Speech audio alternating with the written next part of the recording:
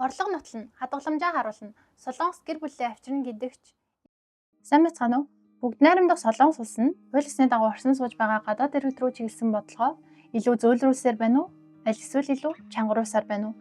Энэ оны буюу 2025 оны 7 сарын 1-ээс эхлэн Солонгос улсад хууль ёсны дагуу оршин суудаг гадаад иргэд гэр бүлийн гишүүдийг дагалдангаар авчрах нөхцөлд өөрчлөлт орлоо.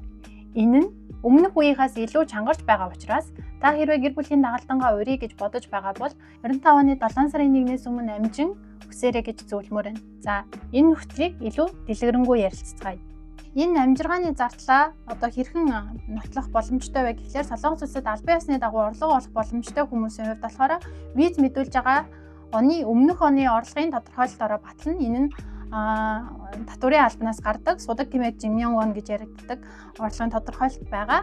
За, орлогын тодорхойлолт дээр байгаа үнийн дүн нь дээр хүснэгтэнд одоо байх ёстой үнийн дүнгээс дутаж байх юм бол дутаж байгаа хэмжээ нь одоо 10% нь дутаж байх юм бол тэрийгээ 5 дахин нэмсэн үржүүлсэн үнийн дүн өөрийн нэр дээрх дансандаа байршуулсан байх шаардлагатай. Тэгэхээр үндсэн дээрх нэг орлогын тодорхойлолтын үнийн дүнгээс хасдаг нь таны орлогын тодорхойлолт дээр байгаа үнийн дүн. Тэгээд дутаж байгаа хэмжээ тэрийгээ үрчин 5 гэж тооцож гаргаж ирэх нэ. За, харин одоо энэ тухайн амжиргааны зарлыг батлах шаардлагагүйгээр гэр бүлийн дагалдан хүсэх боломжтой визнүүд байгаа.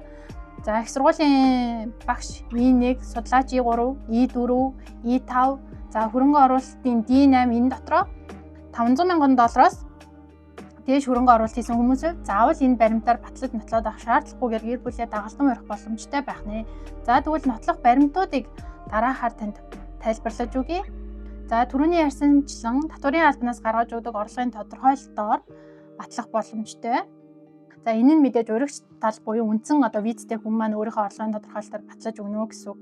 За, түрүүний ярьсанчлан нөгөө орлого маань дутаж байх юм бол дутаж байгаа хэмжээгээ 5 дахин үржүүлээд тэрийгээ 6 сарын хугацаанд одоо өөрийн чинь дансанд байсан байх шаардлагатай. Тэгэхээр энэ ерөнхийдөө энэ удаагийн өөрчлөлтөөс орж иж байгаа хамгийн том өөрчлөлт нь юу вэ гэхээр энэ 6 сарын хугацаанд байршуулсан байх шаардлагатай гэдэг нөхцөл орж ирээд байгаа юм. Тэрнээс угаасаа л нэг урихад тодорхой хэмжээний амжиргааны зарлаа нотолж баталдаг байсан нь бол өмнө нь байсан зүйл, харин энийгээ 6 сарын хугацаанд дансандаа хөдөлгөөнгүй байсангаа батлах гэдэг нэг ийм шаардлага орж ирчээд байгаа. За, хоёр дахь нөхцөл нь болохоор юу вэ гэхээр за би өмнөх онд нь ажиллаагүй юм байна. Одоо орлогын тодорхойлолт байхгүй. Тэгвэл одоо ажилд орох байгаа бол хөдөлмөрийн гэрээн дээрх бичигдсэн цалингийн хэмжээгээр тодорхойлж болно гэж би энэ хоёр дахь нөхцөлийг ойлгоод байгаа. За, гурав дахь нь болохоор би Солонгос улсаас орлого олдгүй. Өөр гадаад улсаас одоо Монголоос томилолтоор ирсэн ажиллаж байгаа хүний хувьд болохоор ажлын газрын тодорхойлолт болон томилолтын тодорхойлолтоор баталнаа гэж зааж өгсөн байна.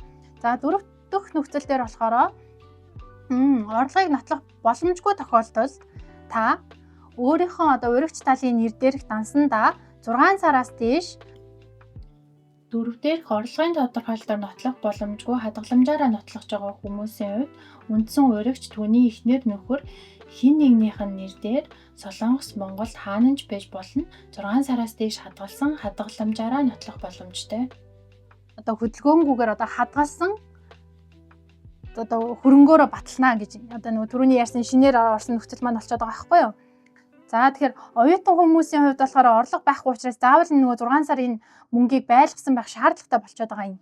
Тэр нь юу вэ гэхээр за би Монголоос одоо 2 хүнийг урьж гинэ гэж үзэх юм бол 23,595,948 оныг 6 сарын хугацаанд дансандаа байлгасангаа нотлож байж та гэр бүлийнхаа дагалдан урьна гэдэг нэг юм асуудал үүсчээд байна гэсэн үг.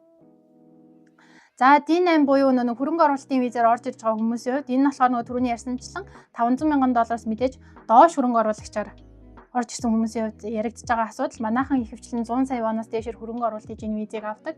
За, тэхийн тулд та анх хөрөнгө оруулалт хийсэн нөгөө 100 сая воноо ч юм уу 200 сая воноо ч юм уу гадаад валютаар оруулж ирсэн шилжүүлгийн дэлгэрэнгүй баримтыг өгж нотлох нь аль эсвэл та бэлнээр авч орж өөрийнхөө биед авч орж ирсэн бол гайлын мэдүүлэг хийсэн хуудасаараа батлах нэ.